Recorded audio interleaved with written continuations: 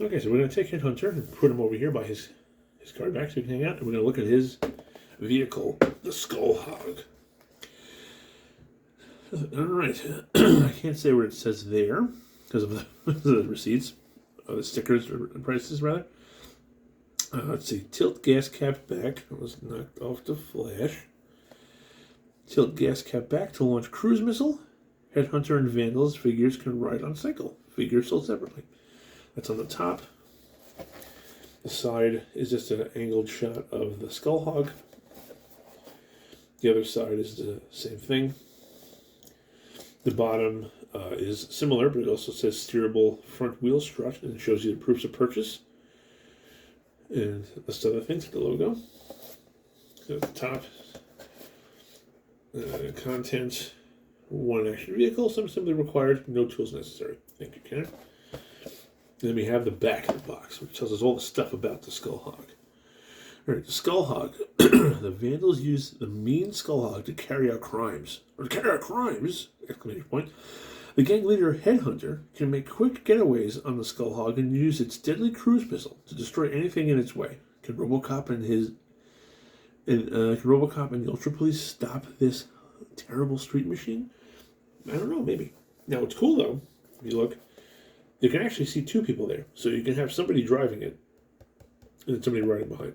Now, when I get the Vandal 1, a.k.a. the mobile, the mobile assault vehicle from Terminator, a.k.a. the Vandal 1, I will have Headhunter drive the Vandal 1, and then Scorcher, and eventually Toxic Waster will ride on this. Because one of them can drive it, and the other one can just shoot people as they drive by. And my has a firing cruise missile, turning front struts, and a wide street wheel. This wheel it was a very clever design on Counter Sport because the back wheel is wide, so it makes it less likely to fall over. Okay, so then we have my guess is how I would imagine it is that once you shoot this off, it comes back and it reattaches, because otherwise it'd be silly. So this has been sealed still, as you can see, the original tape. The original tape. So we're gonna they knock over the entire apparatus, destroy everything. There's my thing, and it has now lost $20 in value. Now, will there be a Interaction toy yard inside? I do not know. We'll find out. Okay. Oh, I think we got one. I think there's a wheel. So I'll put this over there. Instructions and Interaction toy guide. Nice. This is like a different one than I got the Robo Command. This is the 1988 one. It just has Skyball, The Real Ghostbusters, RoboCop and Ultra Police, Bone Age, which is a fun line, and starting lineup.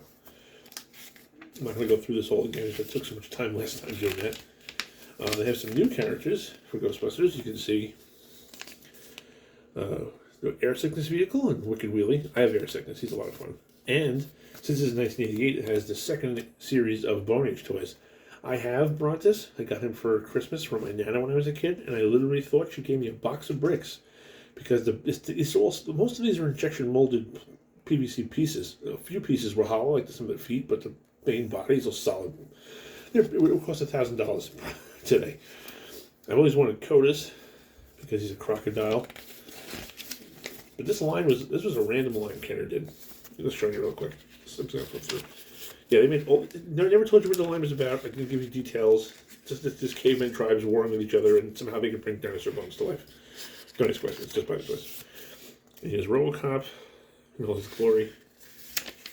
And I think it's just 2 pages, maybe?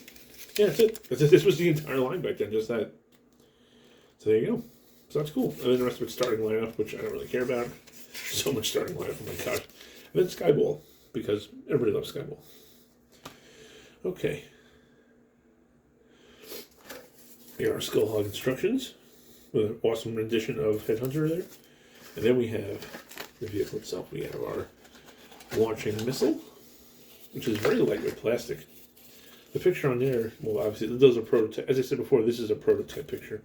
They'll take a picture of a prototype and use it for the packaging art, the packaging basically. And then later on, they'll use it. You'll get the actual production toy. So we got the steering wheel here with the front strut just held in place. This is weird because usually it's cardboard, but since it's such a small vehicle, they kind of went with like a poster board almost, which is interesting. And it is always fun to open up old vehicles and old box things because it's kind of like a moment in history. It's a time capsule. You know, so it's fun to put that together. Bust these out. Put that in there. I'll just close this up because it's not doing anything with us right now. Okay. Let's get this guy put together. We're on YouTube, we don't have time. We don't have time. This is already 21 minutes, this video. Do people like, this is a question, I'll put a poll up. Do people like longer videos, shorter videos, or does it really matter? Oh, I got worried for a second. I go, where's the other wheel? I kind of stuck them all in this bag.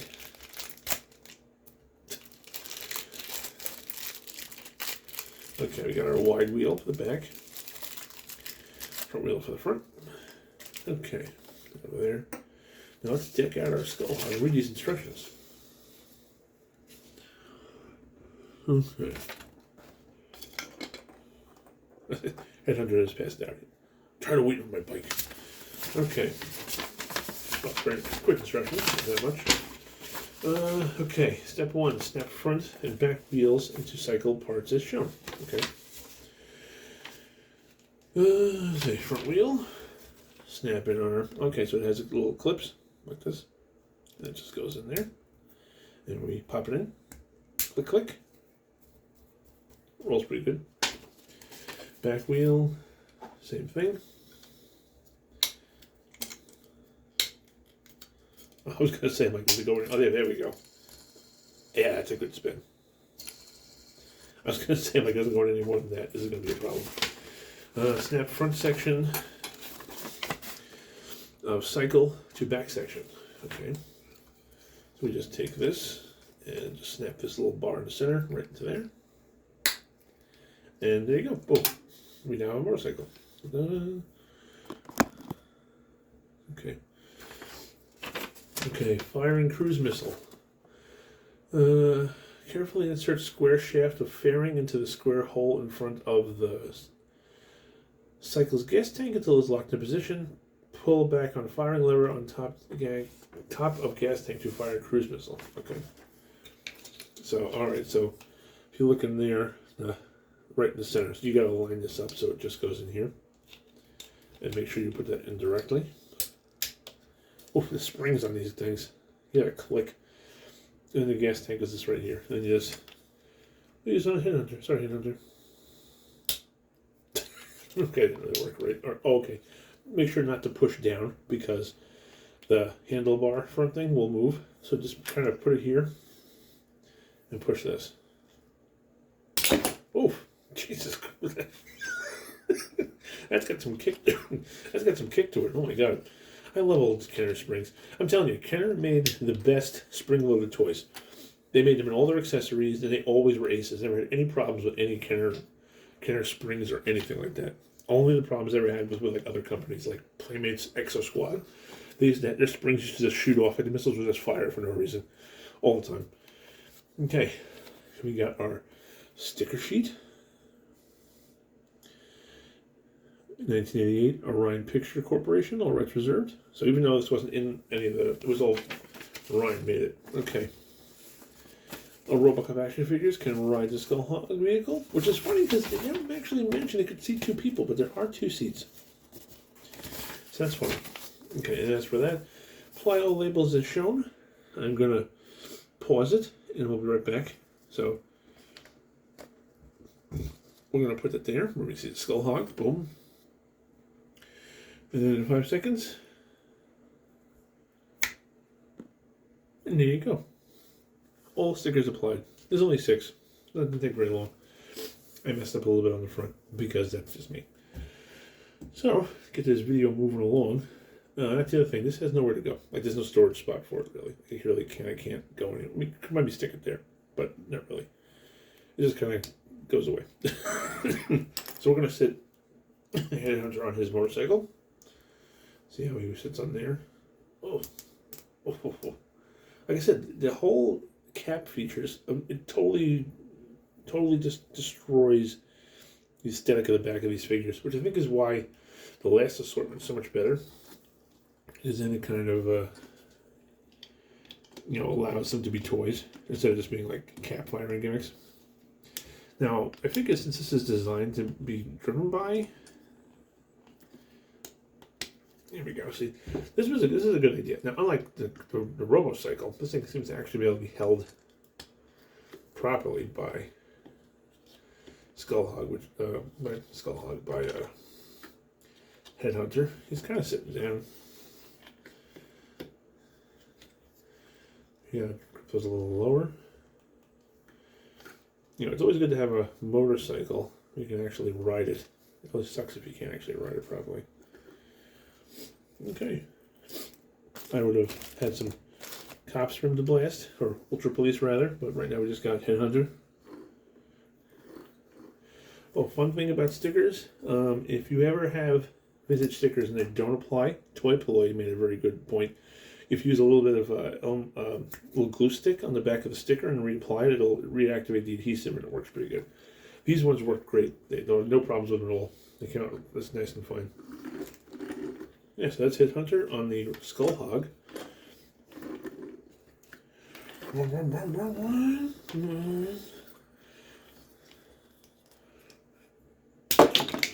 it's got some kick. My God. The springs on those old Kenner toys, man, you just can't beat it. They just did not mess around. Now, as construction-wise, just keep aware. This is very, you can see it bending. Boom, boom, boom, boom. It's not like suspension. Just this isn't very much. Like, I wouldn't be like slamming the front thing down and stuff. I mean, you might not break it, but you gotta understand it. It's really just kind of there. When you got the missile locked in, that gives it a bit more stability, so that's kind of an important thing to have. But for the most part, it's an awesome little motorcycle. It's a good thing for the bad guys to drive around in. They don't really have much in the way of like other defense, but again, there's a seat in the back, so you could always have somebody else sitting there. Which I think is why this will work better with this 1990 series Vandals, because they don't have this backpack thing sticking out. So you could put somebody like Scorcher or Toxic Waster driving it and then have Scorcher back here shooting his like fire missiles at people. That would work pretty well. And then he can go drive the Vandal 1, aka the mobile assault vehicle from Terminator. Okay, so that's our review for Headhunter from Series 1 of RoboCop, the 1988 series. Oh, that reminds me. Let's check his leg to see when he was actually made. He was made in, according to that, zoom in, 1988. Yeah, so this came out in 88. This came out the same year that the card backs were made. So this line started in 88 and it went to just about 90. So it lasted about 2-3 years, which isn't bad. It means it was doing pretty well.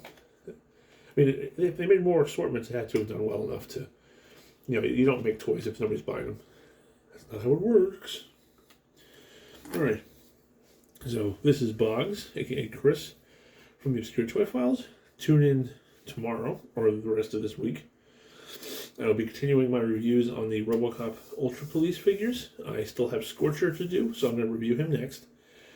And then when I get the Terminator Mobile Assault Vehicle, I will review that with the Vandals, so you can see it in action. And then I'll do some big video where I show a bunch of them all together doing stuff. Definitely do a video showing how the caps work. But until then, this is Headhunter. I'm out of here. Sort of.